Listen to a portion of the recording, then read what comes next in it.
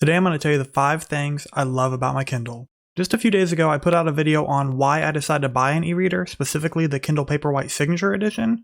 Well, this video is going to be about what I actually like about it now that I've had a chance to use it for a little bit. Also, keep an eye out for a future video that's going to be coming out by me, which should be titled 5 Things I Hate About the Kindle. First off is portability, and this is really a combination of several things I like about it. It's waterproof, and I know that might not seem like a huge deal if you don't plan on bringing your Kindle to the pool, but really it's given me a lot of peace of mind. I can pretty much set my Kindle anywhere I want and not have to worry about it. Normally when I have a paperback, I can't just set it on a table. I first have to make sure that the table's not damp or someone just didn't set their drink right there, because if you set it down and it gets even a little bit of water on it, it can pretty much ruin your book. And then there's the small size. Now originally I actually did want to buy the Oasis instead of the Paperwhite, but I'm actually really glad that I chose the Paperwhite. I said in the last video that I could actually put the Kindle in the front pocket of my hoodie and walk around with it all day and not even realize it was there. And then finally, as far as portability goes, the battery life is pretty insane on this thing. So Amazon claims it has 10 weeks of battery life, which I can't verify because I haven't actually had it for 10 weeks.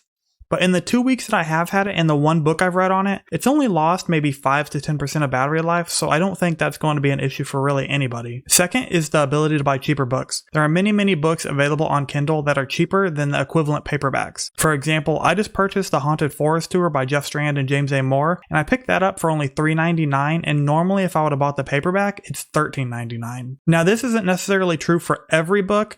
For example, some books I actually saw that the ebook was more expensive than the paperback. But generally, I think the rule is that they're about the same price, but if you do want to check out some lesser known authors, there's a good chance you'll be able to find a deal on them. The third thing I love about the Kindle is the book cover lock screen. I actually didn't know it had this feature until after I had purchased the Kindle, but it allows you to set the lock screen to be the book cover of whatever you're currently reading. And unlike a smartphone or tablet, which only displays the lock screen when you're actually using the device, the Kindle displays the lock screen indefinitely and it doesn't use any battery at all. But by default, the Kindle actually just displays a random assortment of photos picked out by Amazon, which can range from things like pens and pencils to pictures of keyboards. And I know this is a minor feature, but it really adds to the feeling that you're actually reading a book. Number 4 is the automatic light adjustment, which is the same feature that you probably already have on your smartphone. You can go from bright daylight to a dark room and it will automatically adjust for the best reading experience. There's also an adjustable warm light, which you can schedule so that gradually throughout the day it will slowly get warmer. Personally, I like it just warm enough so I can barely notice it, but you might have different preferences. So the 5th thing I love about the Kindle, and the final thing I'll be talking about in this video, is the e-ink display. How close it mimics paper is kind of unbelievable. You really need to see it in person to believe it, but it's a completely different reading experience compared to a tablet. Thanks for making it to the end of this video. If you want to check me out on Twitter, I'm at ChrisDigresses, and if you want to check me out on Instagram, it's at ChrisDigresses into books. So I hope you enjoyed it, and I will see you next time.